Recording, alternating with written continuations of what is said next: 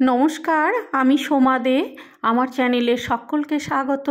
আমি আজকে আপনাদের সামনে একদম শীতের টাটকা ফ্রেশ যে মটরশুঁটি সেটা সংরক্ষণ করে কি করে সারা বছর রেখে দেব সেই পদ্ধতিটাই দেখাচ্ছি। সম্পূর্ণ ভিডিওটা দেখবেন, ভালো লাগলে লাইক শেয়ার কমেন্ট করবেন। চ্যানেলে নতুন হয়ে থাকলে চ্যানেলটাকে সাবস্ক্রাইব করে আমার পাশে থাকবেন। চলুন তাহলে কিভাবে মটরশুঁটিটা আমি সংরক্ষণ করি সেটা দেখে নেন।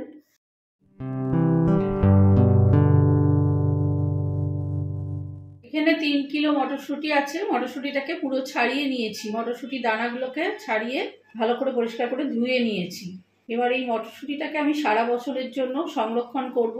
কিভাবে সংরক্ষণ করব আপনারা দেখুন। এখন 20 টাকা কেজি মটরশুঁটি কিনেছি, তখন 200 টাকা কেজি কিনতে হবে।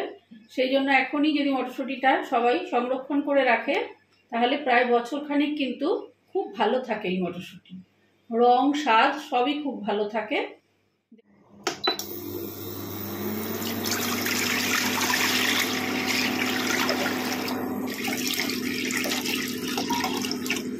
একটা পাত্রে জল বসিয়ে দিয়েছি, জলটা ফুটে যাওয়া পর্যন্ত অপেক্ষা করব। প্রায় ফোটার আগের মুহূর্তে মটরশুঁটিগুলো দিয়ে দেবো। আমার যেহেতু মটরশুঁটির পরিমাণটা অনেকটা, সেই জন্য আমি ছোট চামচের 1 চামচ লবণ দিলাম। মটরশুঁটির পরিমাণ বুঝে আপনারা লবণ চিনি দেবেন।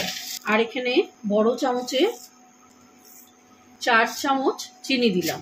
3 কিলো মটরশুঁটি আছে এখানে, এই জন্য পরিমাণটা এইরকম। যদি আপনারা 1 কিলো করেন তাহলে বড় চামচের 1.5 চামচ মতো চিনি দেবেন, আর লবণ দেবেন প্রায় 1/4 চামচের থেকে একটু বেশি। নুন আর চিনিটা ভালো করে মিশিয়ে দিলাম। এবার জলটা ফুটে যাক।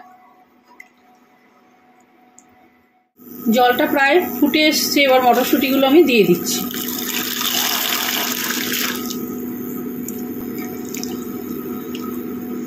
ঠিক 1.5 থেকে 2 মিনিট অপেক্ষা করব। জলটা ফুটে আসবে, ফোটার পরে 1.5 থেকে 2 মিনিট পরে ওভেনটা অফ করে দেবো। মটরশুঁটি সংরক্ষণের জন্য দেখুন এই বাটির মধ্যে করে বেশি করে জল দিয়ে বরফ জমিয়ে রেখেছিলাম ফ্রিজে। জলটা একদম খুব ভালো করে ঠান্ডা হতে হবে, সেই জন্য বেশ খানিকটা বরফ লাগবে। এই দেখুন একদম এরকম বরফের চাঙড় হয়েছে। এই বরফগুলো জলের মধ্যে দিয়ে দেবো। অবশ্যই খাবার জল দিয়ে এই বরফটা বানাবেন।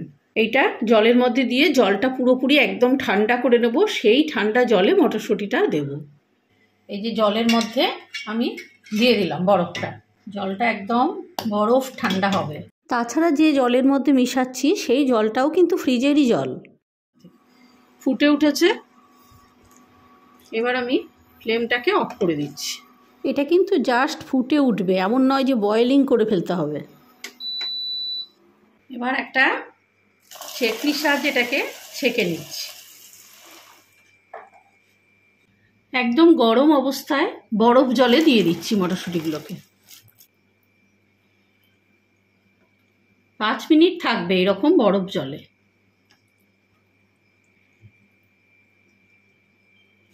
বরফ জলে 5 মিনিট ছিল, এখনো জলটা খুব ঠান্ডা রয়েছে। এবার আমি জলটা থেকে ছেঁকে ফেলছি।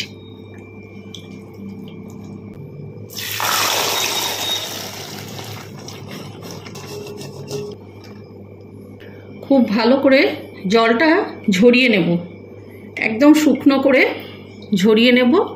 নিয়ে একটা শুকনো ন্যাকড়া দিয়ে ভালো করে এটাকে মুছে নেব সম্পূর্ণ জিনিসটা। তারপরে এটাকে রোদে দেব।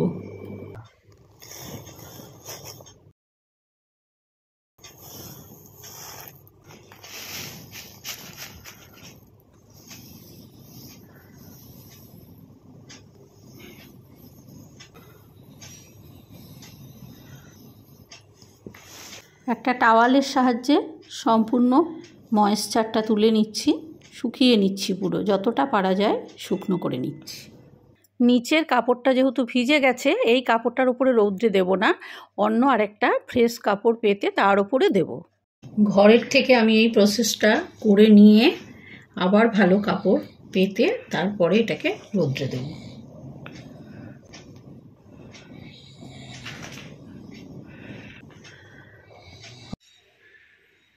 বাইরে খুব চড়া রোদ, এই রকম রোদ্রেই দিয়ে এটাকে শুকিয়ে নিতে হবে। 2-3 ঘন্টা থাকলেই একদম শুকিয়ে যাবে। মাঝে একবার দুবার নাড়াচাড়া করে দিতে হবে।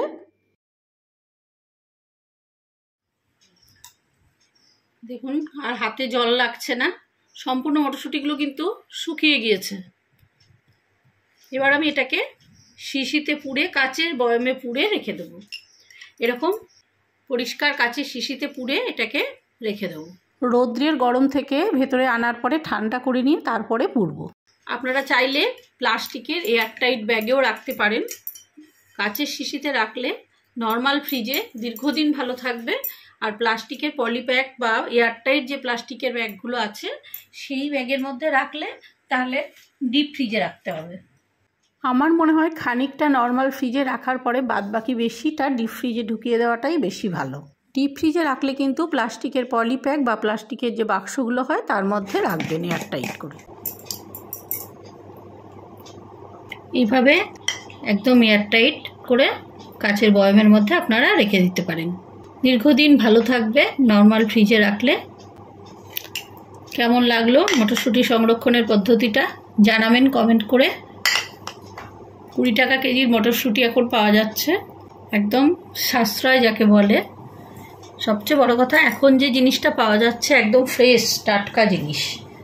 এরপরে যখন পাওয়া যাবে দীর্ঘদিনের স্টোরের মাল, সেগুলো আমাদের এদিকে আসবে সেই মটরশুঁটি, তাও সেটা সব দোকানে তখন মিলবে না। দেখুন 2টো কাচের কন্টেনারে রেখেছি আর একটা প্লাস্টিকের এরকম এয়ারটাইট ব্যাগে রেখে দিয়েছি। একটু লুজ রাখতে হবে। মটরশুঁটির বেশি অংশটা প্লাস্টিকের প্যাকেটেরটা আমি ডিপ ফ্রিজে রেখে ফ্রোজেন করব। তাহলে নিশ্চয়ই বাড়িতে আপনারাও এইভাবে মটরশুঁটি সারা বছরের জন্য একটা কন্টেনারে করে সুন্দর করে রেখে দেবেন, ডিপ ফ্রিজে বা নর্মাল ফ্রিজে যেভাবে বললাম। ভিডিওটা কেমন লাগলো? ভালো লাগলে অবশ্যই লাইক, শেয়ার, কমেন্ট করবেন। চ্যানেলে নতুন হয়ে থাকলে চ্যানেলটাকে সাবস্ক্রাইব করে আমার পাশে থাকবেন। আর ফেসবুকের বন্ধুরা পেজটাকে লাইক করে অবশ্যই ফলো করে দেবেন। সবাই খুব ভালো থাকবেন। নমস্কার।